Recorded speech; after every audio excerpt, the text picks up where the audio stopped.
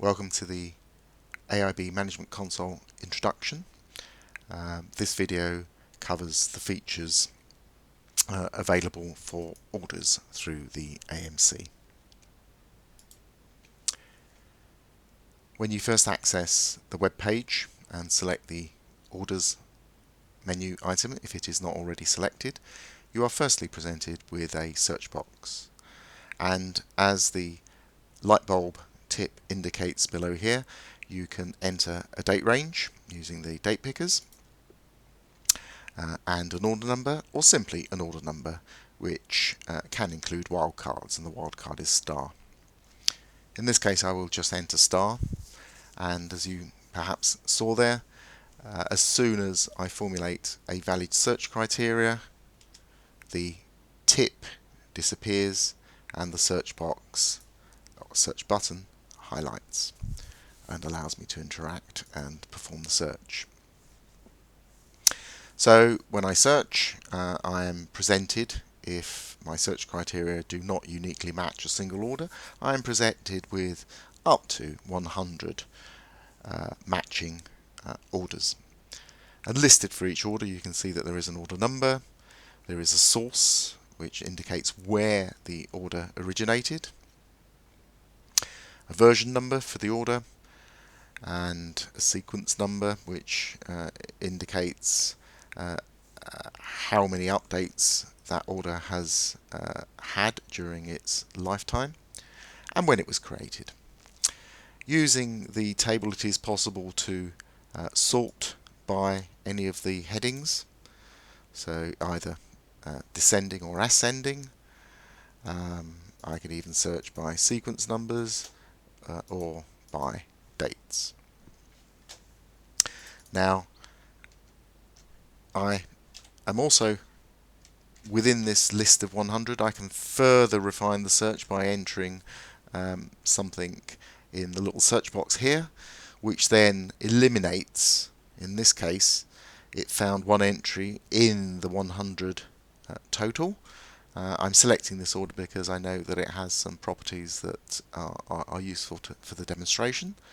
So as I select that order by clicking on it, I'm first presented with a summary of the details of the order.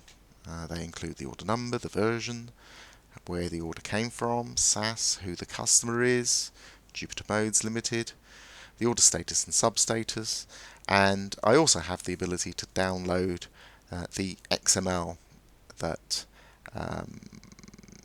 represents the order received by AIB.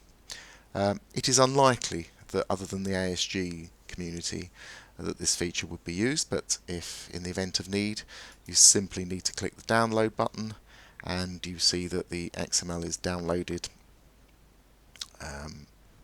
to the browser, to your local system, and if you click on that, it will open up an editing window where you can see the XML.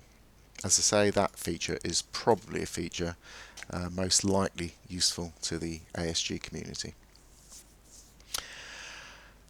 Directly below the order summary, there are details for the customer order, because there are 3 tabs here: fulfillment orders and messages. Let's cover each of those tabs in order. So, customer order details. There is a panel which starts off initially closed, but if you open the panel, it reveals information about order item associations that exist within your customer order, both in a tabular format or in a graphical format. And if we look at the graphical format, what you will see is a rectangle which represents the customer order, and the green lines represent the customer order items that are immediately below the customer order. And in this case here, you can see that there is another customer order item, the point-to-point trunk WS, which itself has 3 child customer order items. So following those links, reveals a hierarchy of customer order items. You will notice that the customer order items are not all the same colour, and that is because there is a colour coding of customer order items. The colour coding is such that the light sky blue customer order items indicate those that are complete. If there are any that are failed, they would appear in a red colour. Any that are cancelled or excluded would appear in a grey colour, and any that might be suspended appear in an orange colour.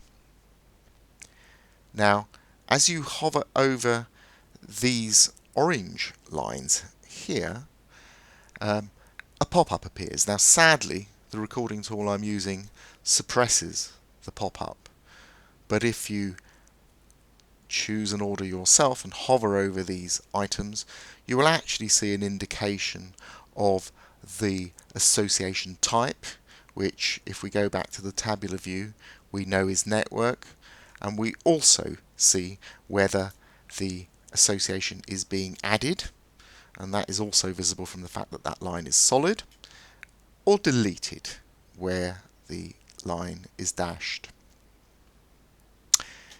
If you click on one of these customer order items, a pop-up appears which contains details about that customer order item.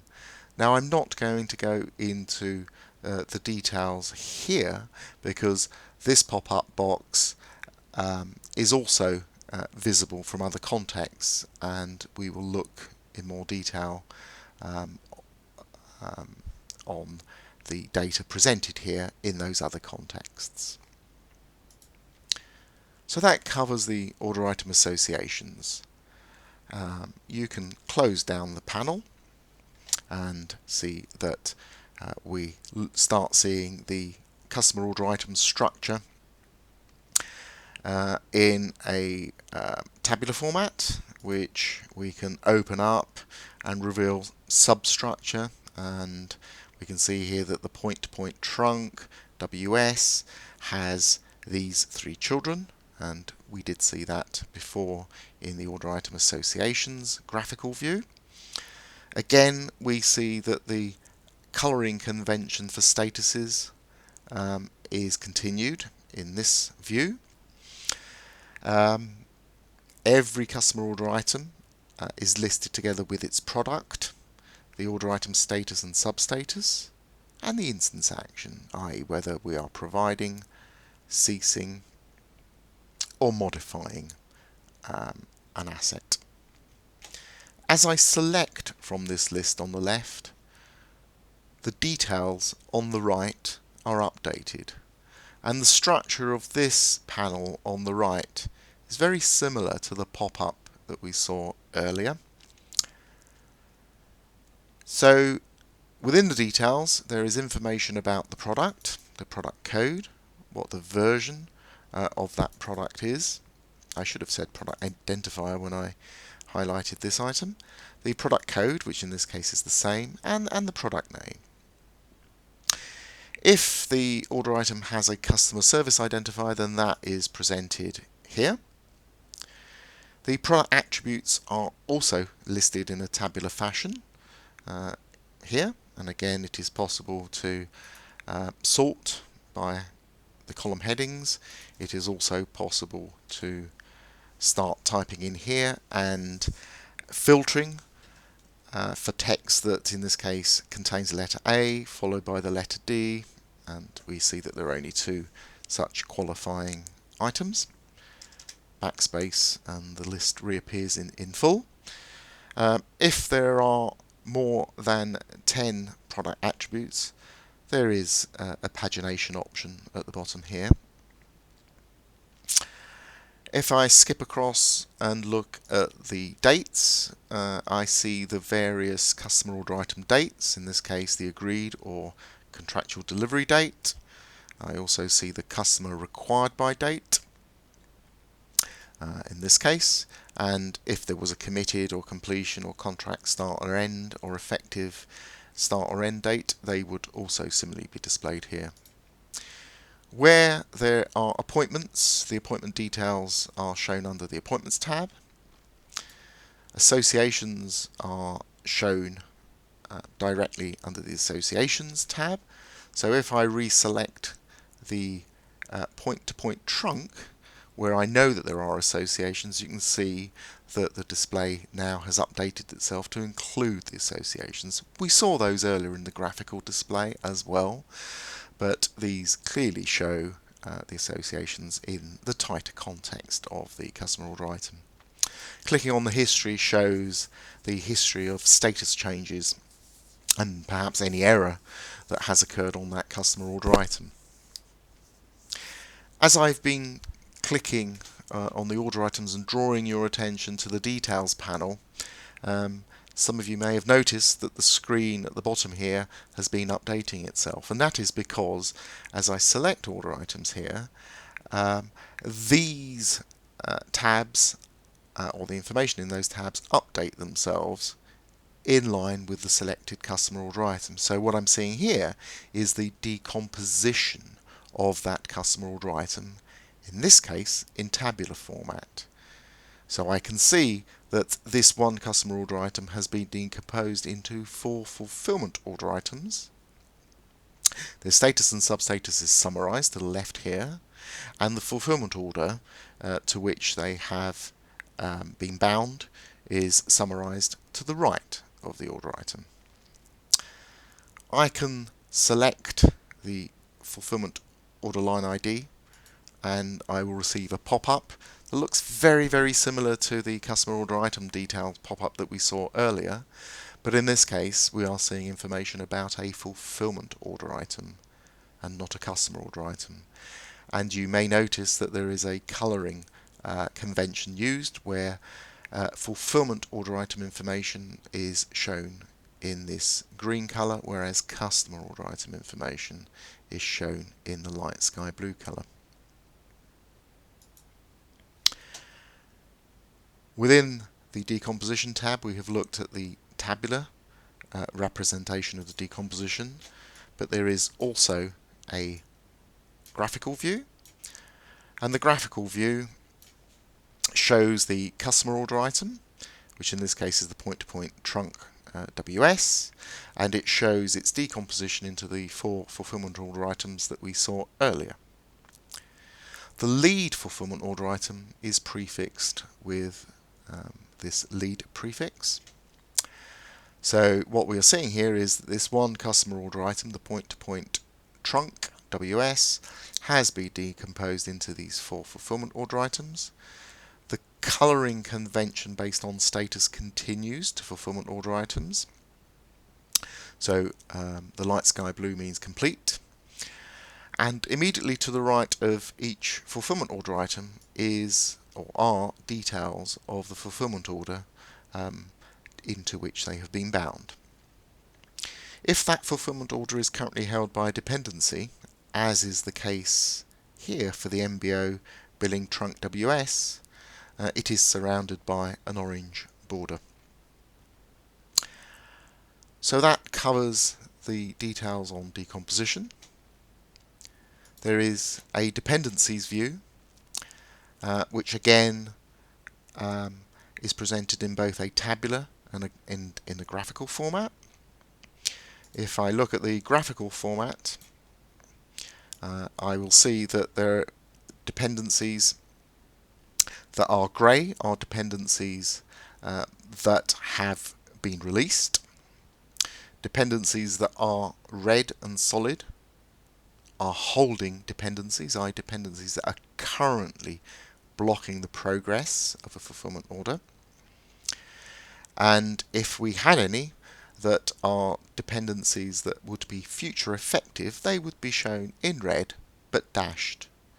Again, due to the limitations of the recording software, I'm not able to show you the pop-ups that would appear as you hover over these dependencies that describe the states that the source and dependent fulfillment orders are engaged in the dependency. Sadly, I'm not able to show you that in the graphical view.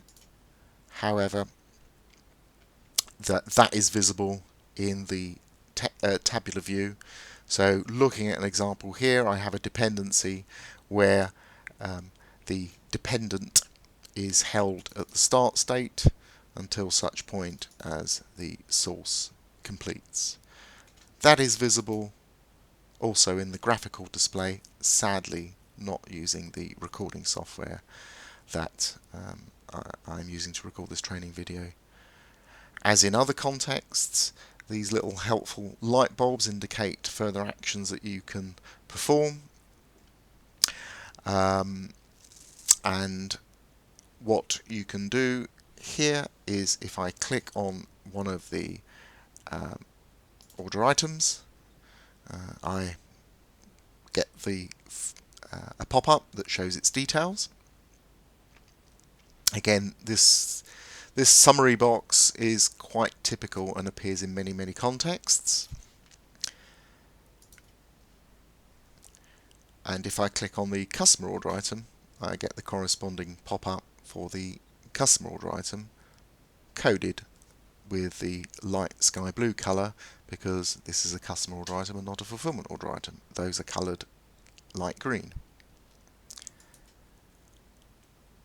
If I follow the instruction and click hold one of these items, what happens is that I highlight all of the immediate connections and de-emphasize those connections between items that aren't immediately connected to the item that I've just selected. If I click outside, the diagram readjusts and presents everything. It is possible to carry out minor adjustments of the diagram simply by picking up a node and moving it.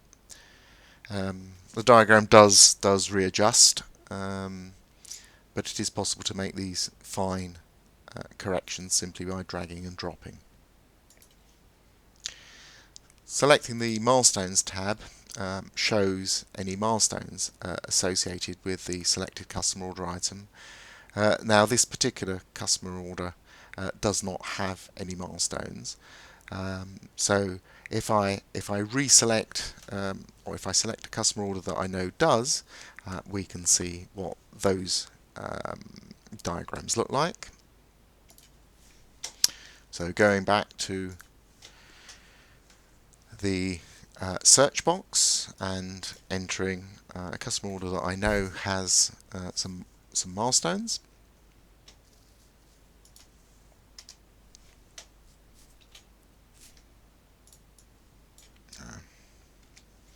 Let me reselect that there. Okay, if I now go to the corresponding milestones tab, you can see that having selected this particular node, we've now moved products, we're looking at an ISDN 30E installation service. You can see that there is a milestone plan. Those that are healthy and green that have been achieved are ticked as such. The milestones are named, so we can see that we have order received by OpenReach, and that was time stamped at 4/26/54 on the 10th of the 12th 2015. Similarly, the order accepted milestone has been time stamped. The line connecting to successive milestones also indicates the time duration between the milestones, and in this case we are seeing that these milestones happened 1 minute and 45 seconds apart. Milestones that haven't yet occurred are shown as expected, and they are shown in blue. If you click on one of these milestones, a pop-up appears with details on the milestone. This is clearly the order completed milestone. It is sequence number 4 within the plan. This is when it was expected by, and we can see here that there's one event that occurred for this milestone, and that is the event that occurred when it matched, and again that event is time stamped.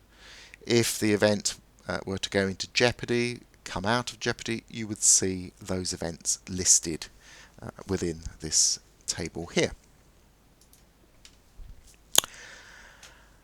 If we look at the fulfillment order activity, what we see here is all of the, as stated in the light bulb tip at the top here, all of the fulfillment orders, and here they are, as you hover over them, you can see the fulfillment order numbers. So this includes all of the fulfillment orders listed in swim lanes for any fulfillment orders that the customer order item contributes to, plus any fulfillment orders that have a dependency interaction with those earlier fulfillment orders. And running down the swim lanes, you can see the life cycle. Well, firstly, you see the current status, substatus, and whether the fulfillment order is currently held in a dependency. The first two are currently held in a dependency, whilst this one is not, because it has a false in that cell there. And then you can actually see a sequenced list of lifecycle states. So in this case here, the first fulfillment order, the manage internal customer change request, that has gone to the start state and remains in the start state. The MBO has gone to the start state and remains in the start state. More activity has occurred for the manage OpenReach ISDN 30 fulfillment order. That has gone to the start state, then to the placing state, then to the accepted by supplier state, then to the committed by supplier, then to the provisioning state, and so on for all of the other fulfillment orders. So this provides a really convenient global view of all of the fulfillment orders that are in any way associated with the customer order item that is selected here. And as I select other customer order items, the display updates accordingly.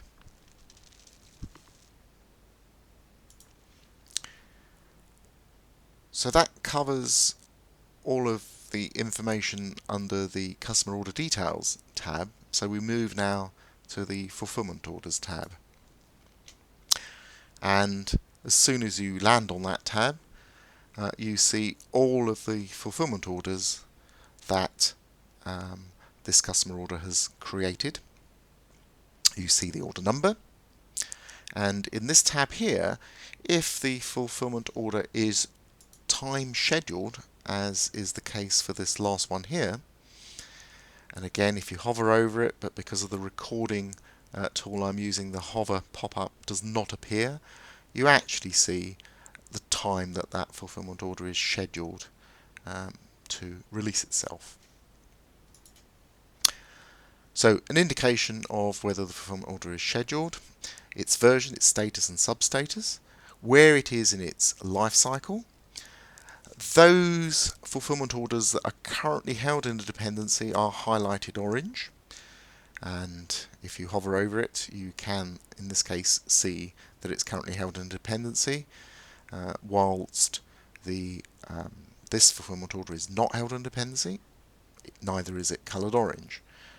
You also see an indication of the primary product code and name associated with that fulfillment order, the capability and operational support system to which that fulfillment order is destined.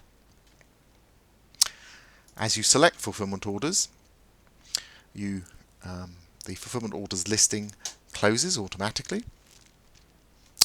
You can see dependencies for that fulfillment order, and here they are. So we see that this fulfillment order, which is currently held in a dependency on that fulfillment order item, is coloured orange because it is currently held. Dependencies that will be future effective, i.e. they will hold the fulfillment order or fulfillment order item at some future point in time, are shown dashed. Those that are currently active and blocking progress are shown in the solid red. Those that have already been released are shown in the grey colour. So what we are seeing here is fulfillment orders that only have one fulfillment order item. The rendering will only show the fulfillment order item. But for those fulfillment order items or fulfillment orders that contain more than one fulfillment order item, the fulfillment order items are shown within the context of their fulfillment order. And if you want to explore inside the fulfillment order, simply follow the tip at the top here, and if you double click, the fulfillment order will explode and reveal its content. Now the diagram does relay itself out again, and what you will do is, if you keep on double clicking, eventually all of the fulfillment orders will disappear and the diagram will simply be a representation of the dependencies between all of the fulfillment order items. If you want to regroup, well, there we are, just press the collapse and all of the fulfillment order items that belong to fulfillment orders will be grouped under a fulfillment order. Only those fulfillment order items that belong to a fulfillment order with just simply that one fulfillment order item, in that case the rendering software chooses just to show the fulfillment order item. So fulfillment orders with one fulfillment order item, just the fulfillment order item is shown. So closing down the dependencies panel, we can see that for the selected fulfillment order, its details are re-summarized. And if the fulfillment order were scheduled, the scheduled date appears. So why don't we skip back here and go to and select the fulfillment order that we know is scheduled, because there is a little clock sitting here, and lo and behold, if we select that, we actually do see that the fulfillment order is scheduled, and we actually see the scheduled date.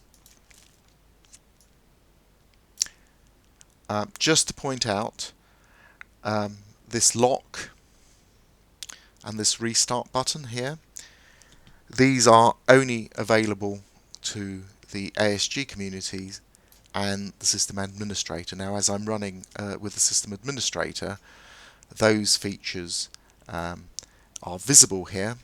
If you are running under a user who doesn't have those permissions based on your role, you will not see this restart button, neither will you see the little padlock.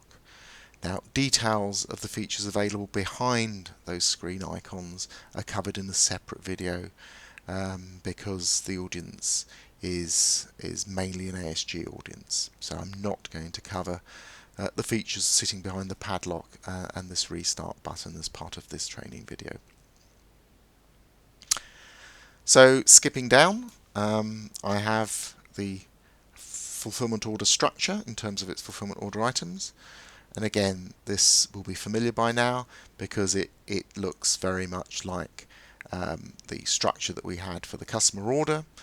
I can see in the details panel, I can see information about the product, its identifier, its code, its product version, the dates associated this time with the fulfillment order item that has been selected, any appointment information, any associations, and its history.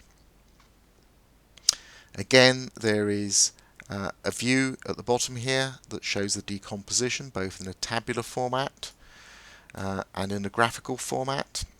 And if I look at the graphical format, what this is indicating by encircling the fulfillment order item that I have selected at the top here in a black border, it is providing the context of decomposition. It is telling me that this fulfillment order item was decomposed from the customer order item to its left, which also decomposed the fulfillment order item called ISDN 30 EBIS, which is shown at the top here. So what you see here is, for the fulfillment order item selected within the context of the current fulfillment order, you actually see the customer order item that decomposed it together with the fulfillment order items that customer order item also decomposed.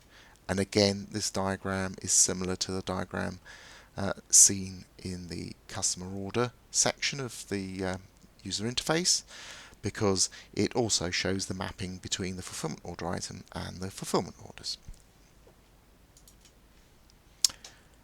So that completes the features sitting behind the fulfillment orders tab. So it simply remains to have a quick look at the features that sit behind the messages tab. Now, in order to view the messages associated with this customer order, I need to hit the load messages button. Joy, nothing there. I have to select a different customer order because not all orders in this environment have message recording enabled. So let me reselect a customer order that I know does have messages. So if I search for that, okay, now because I searched for a customer order and that search revealed only a single matching customer order, the screen automatically selects that customer order. So going back to the messages tab, hitting the load messages, so message recording was enabled here. I can see all of the messages that are associated with this customer order. I can see the sequence in which they occurred, they are time stamped. I can see the queue associated with that message, whether the message was associated with the customer order or fulfillment order, its identifier and its version. Now these features are, the message features that is, are mainly targeted at application support community, but I cover some of the basics in this training video. So again, looking at the helpful tip at the top here, I can select one of the messages, and what is revealed is the message, and I can see that message in all its detail. And for the based on permissions, again, if you do have permissions that allow reposting, it is possible to firstly edit that message and then repost the message. Now I will not do that, but this is an ASG feature that allows messages that AIB receives to be edited and reposted if the original message has some problem. So with that, we have completed all of the features that are available for standard users in the orders section of the AIB Management Console. Thank you for your attention. Look forward to speaking to you again on a future training video.